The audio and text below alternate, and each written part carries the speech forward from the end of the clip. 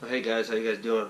So I'm just doing a little questions and answers type of thing right now. So just gonna answer some questions here on the IBEW versus non-union. Right here, Tyler Heinrich. He says I want to join the IBEW right now, and I'm on the wait list to get in the CW program, but I'm scared I'll get laid off a lot and not have a steady income. Probably sounds stupid, but I'm just worried and being cautious. Any info? So Tyler, yes, you have a valid point. I don't know what parts of the country you work in, but I'm aware that here in San Francisco where I live, it's a bubble. I mean a bubble because our jurisdiction is small enough that the representatives in my local, they can control a little bit of the politics, where the individuals that make up my union are a substantial amount that for the size of our jurisdiction, we make an impact. What I mean, we make an impact, as a union, the biggest thing that you have as a union is that you can collectively all withdraw your employment. That means when you go on strike, taking one day off some of these companies would go bankrupt. And we're not trying to do that to the companies. That's just the power that we have as a union, There's a lot of people, not a lot of people, but there's a few people in my union and in the council that are involved with the mayor of the city and the county of San Francisco, So it does help, at the end, it's all about the mighty dollar. But it helps get out there and get some work. And I'm aware, like I said, it's a bubble. I don't know where you're from, but I see a lot of traveling members that come to my local. I've worked with people from Tennessee, Mississippi, Texas, Oklahoma. I'm in NorCal, right?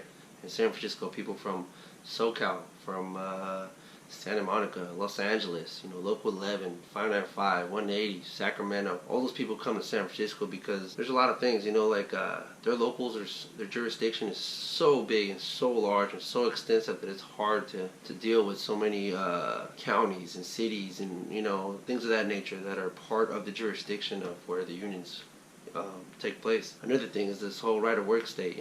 I believe personally that we all have the right to work as an American. It doesn't matter if it's here or there. It doesn't matter. But our politics like to label certain things in the laws and to make it sound good.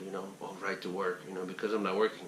We all have the right to work. The thing with the right to work is that it takes away not funding from the locals, but it takes away their power. The money that I gave in my dues and stuff like that, I don't know the proper way it does, but my money that I pay into the union, they use that to lobby, and you're going to say, what do you mean lobby, and all the big companies do it now, Google, Apple, everybody, they lobby in Congress, they lobby to pass laws, they lobby things, so with this right to work law, that strips away from the union. So now the union doesn't have a say. The union doesn't have power. Even though there's money behind it, they're not allowed to use it because of the law.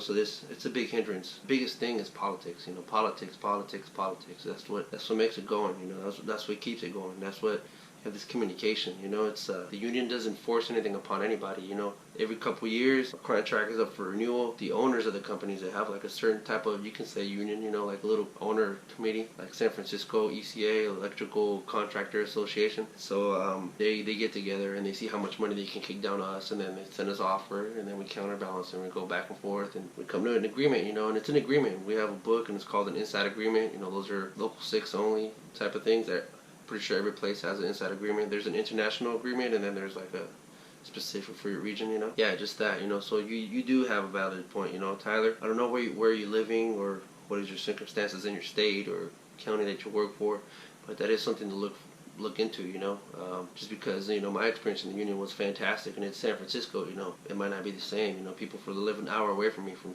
Sacramento in the capital, it's not the same for them, and it's just right here an hour away. Vic Dog 408, I want to become an electrician for the union, and my local community college offers electrical technology classes, including some that you stated, fire alarms, lighting controls, motor controls. I looked at the degrees that the college offers when completing these classes, and you can get an associate's degree in electrical tech. If I wanted to join the union with my certificate or degree in electrical tech, would I start at a higher level wage than beginning an apprentice, or would I be at a beginning level just like them and have to go through the courses again? The reason being is I just turned 19, and I personally don't think I'm mature enough to work with journeymen and be an apprentice just yet. I would really like to go to school for those classes while also working with my retail job at Home Depot. But if getting that degree won't benefit me in the union, and I won't waste my time in going to school. Well, that one is kind of a long question, but in my experience, I have a bachelor's in accounting. I haven't used it. It's like a plan B. But luckily, again, for the bubble in San Francisco that I live and work, it's very good for now. Times are tough. Times are changing with a new president. It's tough, you know. I don't know what the future's what's gonna happen, but as far as your school, you know, if you're unsure, yeah, just try it out. Go to school. Why not? It's still a lot cheaper. I mean, cheaper because you can go to school and learn a little bit about it, and then you know you can see if you really want to be part of this or not. You know, this is not for everybody. You know, one of the things you can't teach is like you can't teach like to be a mechanic. You know, you can't teach drive. You can't teach doing it. You know, a lot of people want to do it, but they can't. They physically can't. You know, you can't teach that. That's just natural on each individual. So going to school, that might work for you. You know, maybe you can see what's going on. You know, kind of like everybody. Well, not everybody, but I like music. You know, you probably see my other videos. I like music a lot. I don't think I can sing at all. You know, I try and I practice, but I can't. It's just something that I can't do. Even though I want it so hard and I practice and I can't do it, you know. So just one of those. But yeah, some people that I've seen, they've come in from other electrical backgrounds like data or anything like that, you know, and so to quantify their time, you know, for doing that, they're given a test. The test is it changes all the time, but as far as I know from a buddy of mine who just did it, you know, it's combination circuits and some other things, you know, and it's time, and it's kind of general knowledge, you know, so you still have to take the courses, but you'll start like at the second year, you know, for example. So everybody that starts first year, they get their first year pay. You'll start with them and be with them, but you'll get second year for that whole year that they get first, and then they'll catch up to you, and then you know, follow the progression. But those are the things that I've heard of, you know. I can't tell you, I've never really done it. I don't know if it happens for everybody. This is just what I've heard. From Greg J0331, good info, bro. I just found out I scored a 98.8 with local 617 in San Mateo. You know, that's a good score, man. Great. So keeping my fingers crossed, I get the call this year because I'm sick or working security. Again, good stuff, and keep the vids coming. Hey, you know, it's good. You know, congratulations on your 98.8. Yeah, man, it's kind of like a roll of the dice. You know, I don't remember what I scored, but it has to do with a lot of timing, what you score. When I was there was like 2,500. You know, so for me to be part of like the 20 or 15 or whatever it was at the time, you know, it feels pretty good. You know, you were in the top 15, I guess, you know, what they were looking for. There's obviously people a lot smarter than me out there, way smarter, way better, faster mechanics, better everything, you know. At the time, I don't know, it just played out, you know. Maybe I hope you get in, you know. It's a good trade, man. This is really good.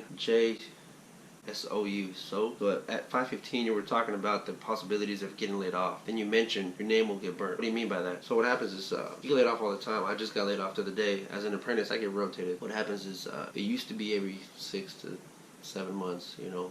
I've been in some companies 8 months, 10 months maybe. And what happens is they rotate apprentices. So I'll take a spot. Somebody else is, you know, was working Friday, you know, would take my spot on Monday and vice versa. We don't know that, you know, that's all in the union. It's kind of like a shuffle, you know, and they do that because every company specifies in different areas of work. Some people do what is called tenant improvement. It's like a remodel. You know, the job specific things are a little different, you know, because you're dealing in offices, you're dealing with more individuals, you know, civilians. You're working in like Facebook, Google, Twitter, you know, like Uber. So there's all these things, you know, computers, and you know, it's a little different, you know. You know, I like to do the collared shirt. It just looks more professional coming in those spaces. Other companies are like the other videos that I'm doing, where you know, glorified track housing. You know, every apartment is the same. Oh wait. San Francisco condo. They're all the same, you know, it's a mirror image, you know, boom, boom, boom, boom, boom, boom, boom, knock them out, done. Other places are like in the hole. I have a video coming up where in one of my videos, I show that they're across the street, so I get to go to that job. That's a totally different experience, you know, you get to see where PG&E comes in, you know, how it goes through the Christie box, how they're going to feed 14 kVA, where the vault is. When you look at the prints, you know, like on that specific job, you know, everything's there laid out on the prints, you know, you got to learn how to read that, structural, everything HVAC, because all that's goes together. There's parts of it where, you know, PG&E only, you know, you have to know how to read all that. And it's cool, you know, the company that I was at, they were really nice, you know, they were teaching me how to read the green book, which is PG&E only, you know. There's this whole section, whole area of the job that not even the city inspector goes in. It's just PG&E only, you know, and they have their own specs and everything, you know, their own way of doing things. So on top of how I do things, I've been taught to do them, and then San Francisco has those things that make me go above and beyond of the National Electrical Code, and now PG&E is a whole nother standard, you know. So it's a lot of information, but it's cool to know that it's out there. And I don't know everything. For me, I try to be resourceful, see where I can find this information, you know, because if I remember everything, I'm going to go crazy, man. It's a lot of stuff. Okay, Levlin. It says, extremely help video. Thank you. Thank you guys for looking at my videos. It really helps out, you know, liking, subscribing. Try to make more. So Daniel Lopez, good video, very informative. How long have you been an apprentice? How old are you? just asking because I'm 27 and wondering if I'm too old to start as an apprentice. I don't think you're too old, man. There's people, just for the lack of terms, they call them grandpasauruses. I met a gentleman, he's like 40 years old and he's an apprentice in, one of our sister classes. So he's in the same year and everything, but he's, on a different group of people. Yeah, he was like 40 years old, he was a chef for whatever years, and it just he decided to change and he got in, and hey, I don't think it's ever too late, man. You just join in. I just turned 29 in December, so I'm almost hitting 30. I've been in the union for 4 years. I've been in it for 4 years, not because of my choosing, because of the economy. So I was an iron worker for about 5 or 6 years before that, and then I was going to night school, and so I got my degree. Now I joined, I got the opportunity to go into the IBEW, which is like the best thing that's happened to me. Yeah, it's just the way things are happening, I feel like I'm a little older too. At 29, been in it for 4 years. I got 1 more year to go as an apprentice. Definitely worth it, man. In the long run, it's thousands of dollars, man. When you retire, you have like a pension, 401k. If you do it right, you'll have an IRA. You'll probably have a home for sure, paid off, maybe 2 homes. It's all up to you. It's how you run your own money, how you do your own life.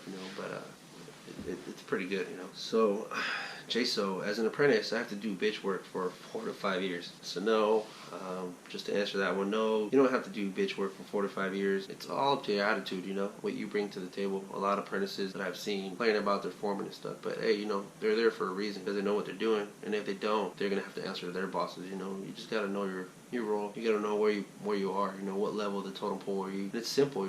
If you can't do the easy work, don't expect to get on the smart work. If you can't do the dumb stuff, don't get on the smart stuff. And it's nothing bad, because somebody will always have to rope a unit, and it sucks, but you still get paid. All right, guys. Well, thanks. Don't forget to subscribe. Add me. Please like my videos. I'll keep making more. If you have some more questions, comments, concerns, any ideas of what I can do, what I can perfect. As you can see, my videos kind of suck. I'm in my living room. I just got out of work. My hair is all messed up. Yeah, if you want some more information, anything that I can help you with specific, I can go to my union and ask them more questions about it. I've been asked about my pay and everything. I can't tell you how much I get paid, but just check it out, local6.com. And if it's there, and you can look at apprentices and stuff too. I don't know, just check it out. If it's online, then you can find it. It's a union, it should be public.